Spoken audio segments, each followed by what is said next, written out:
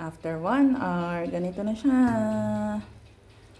Wow, yummy! Time to eat!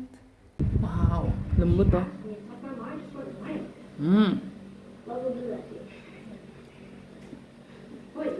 Lambot, ang sarap.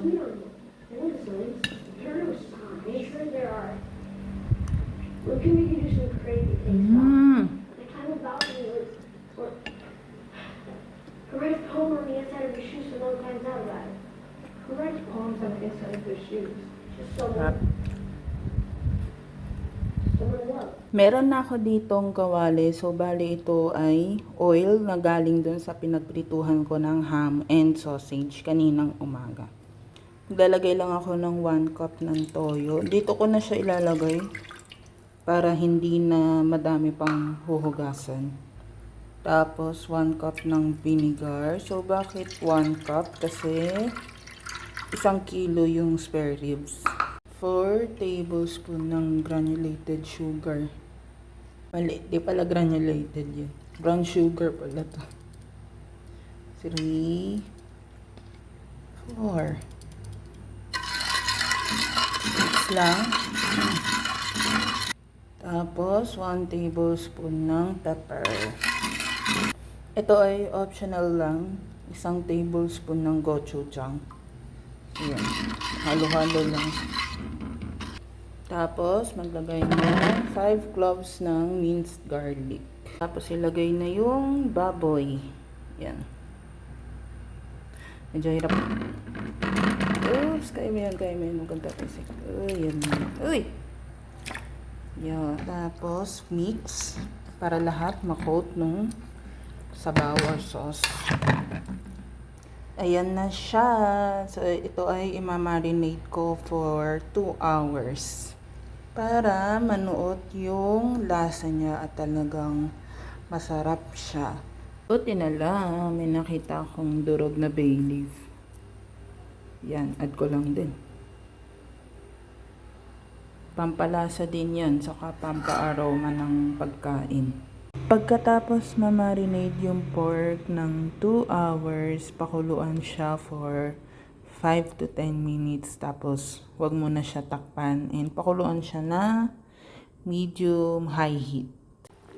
After 10 minutes, ganito na yung pork. So, bali, i-remove lang natin mga ganyan. Remove nyo lang yan. Mga fats yan. Or kung ano man ang tawag dyan.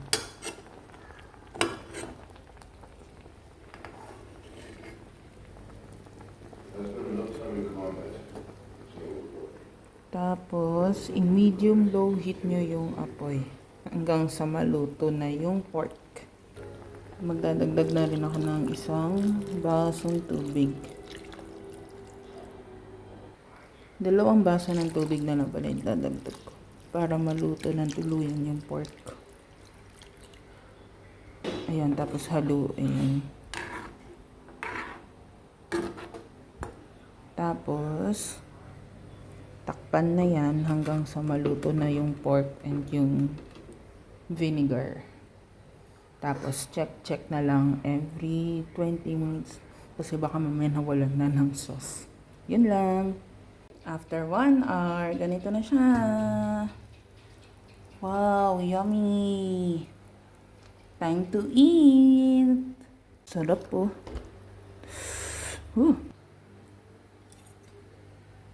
Isang karne pa.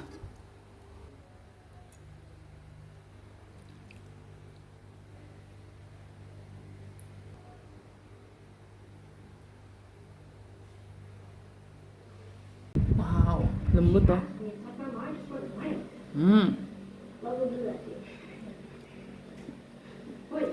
Lambot, ang sarap.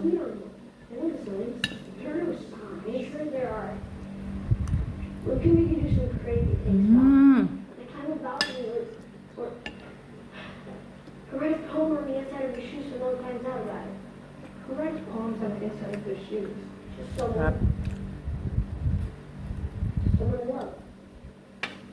Okay, but I'm not going to go for blind. Whatever you say, Romeo. Sabayan pa ng may root beer. Patay. It's a break. Wow, sarap.